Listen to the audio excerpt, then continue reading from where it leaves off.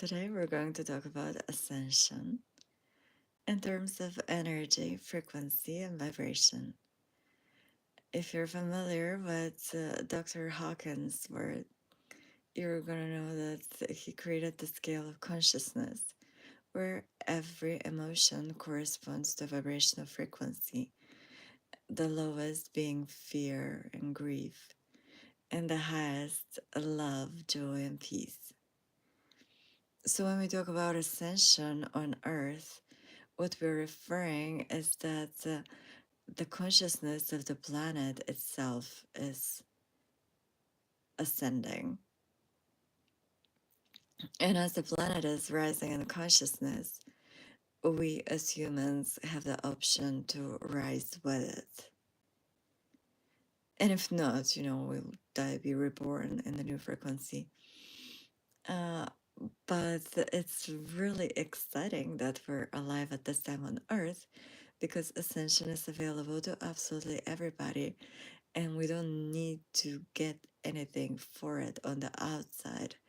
It's an inner process of letting go of emotions that no longer serve us, letting go of fear, doubt, lack, limitation, basically letting go of the limited ego that lives in separation and ascending or transcending into heaven on earth, which is living in love, joy, peace, abundance, bliss. And this process is also tied to reprogramming of the mind because naturally our frequency is love, joy, peace, and bliss. But we have been programmed with a lot of limiting beliefs that keep us in shame, guilt, and fear. And a lot of that programming is still very much widespread. This process requires inner examination of turning within, examining the beliefs that you have adopted through conditioning from culture, family, religion, education, and discarding all of the ones that make you feel eh. All of the ones that are tied to fear, uh, doubt, anxiety, separation, lack, limitation, shame, guilt. Shame and guilt are huge. Um, so for everybody, it will be different, but the more we let go of those emotions, the higher up we elevate, because that elevation is our natural frequency. It's just that we dimmed it down for so long by believing into things that are not true and creating this hell on earth, which heaven and hell are not imaginary concepts of where you go after you die, but they're states of being, states of consciousness. And we can put ourselves in a state of consciousness um, very easily.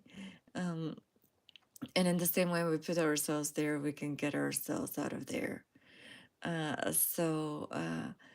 For example, if you are in a state of lack and limitation, reality is reflecting that to you all the time. And no matter how much you have, you're always going to feel lack. No matter how good you get, you're always going to feel not enough.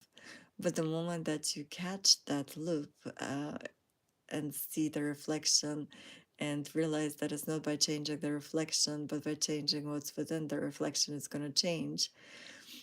You can do that process of self examination and begin to notice all of the abundance in front of you. Begin to love yourself in the fullness of who you are and believe that you're enough just as you are. And all of a sudden, from hell, you shifted into heaven. So I believe it's really beautiful to know that those are internal states. And when you die, you just, after that, pick up where you left off until you permanently settle into that heaven within. Of So, in a sense, spiritual development and enlightenment is very much tied to emotional intelligence and maturity.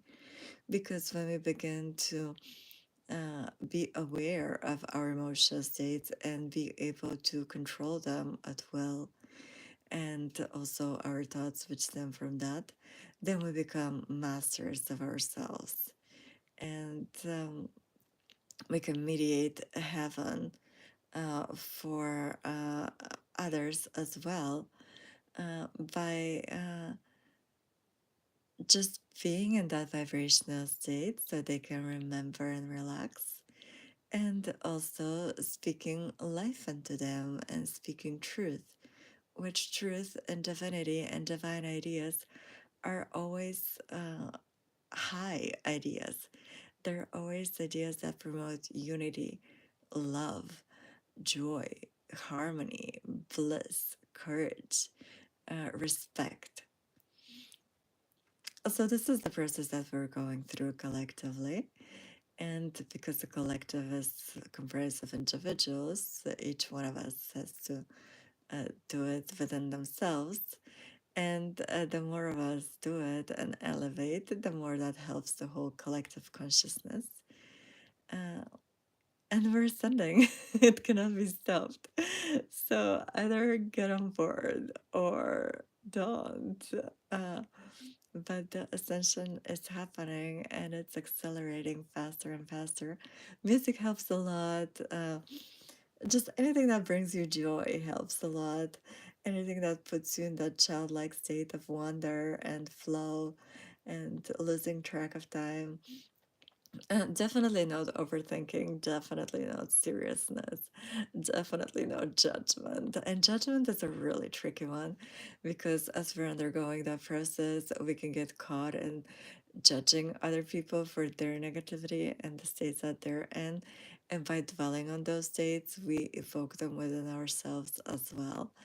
So it's a really good thing to refrain from judgment, but just use discernment and trust your own intuition and know that vibration never lies, and people can be saying a lot of things, but if emotionally they're not there, you're gonna able to feel the discrepancy. And yeah, you cannot lie about it. You're either there or you're not there. You're either present and content and peaceful, knowing that no matter what happens on the outside, you'll be able to meet the situation calmly and respond accordingly. Or you're stressed, fearful, reactive, worried, living in the past, living in the future, not being present. And those are the things to strive for. This is the kingdom of heaven within.